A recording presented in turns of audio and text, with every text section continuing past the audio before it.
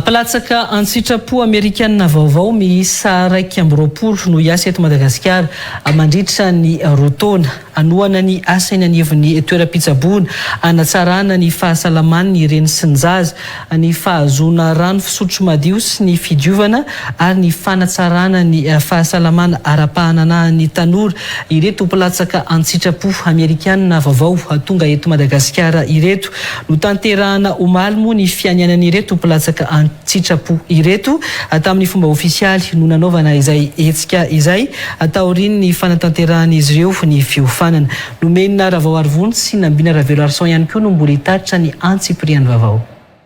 Isehatra amin'ny tontolon'ny fahasalamana ireto palatsaka antsitrapo miisa 2 izay nanao fianianana omaly ireto. Volontera amin'ny sampana fahasalamana izahay zany hoe hiopana bebe kokoa amin'ny fiara miasa amin'ireo CSB. Sy ireo mpisehatra rehetra mifandraika amin'izany ny asanay mba hanasarana ny fahasalamana reny sy ny zaza. Satria zany dia anisany lara-pameana eto Madagasikara.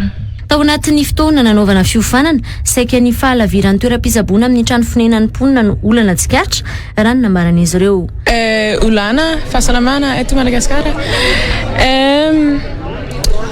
Ohatra any saitiko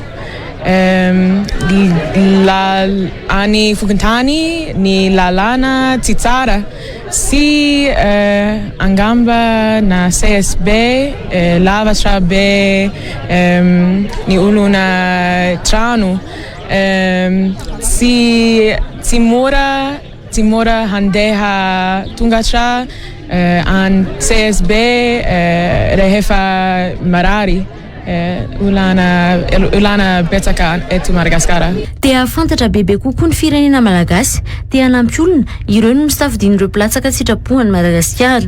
Tanjona iraisana kosa nefa dia ny izara ny fomba malagasy amin'ny mpiray firenena Amerikanina no nahatongavan'izy ireo eto an-toerana.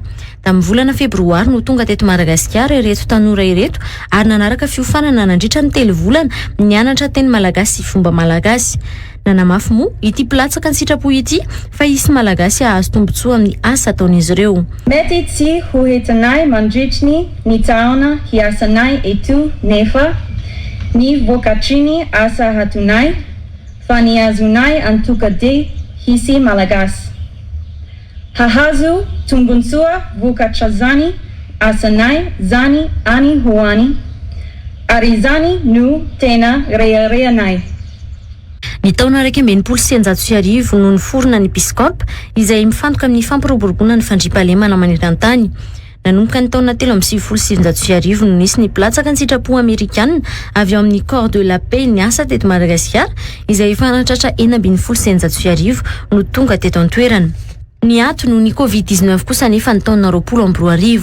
Ho an'ity taona 2020 ity, palatsaka antsitrapo miisa 2 indray no nanao fianianana hiasa eto Madagasikara mandritra ny 2 taona. Fanetretena ary fahazotoana hankatony didy izay napetraka tamiko aho. Hira malagasy sy dia malagasy no nentin'izy ireo nanehoana ny anatanterahana asa antsitrapo eto Madagasikara.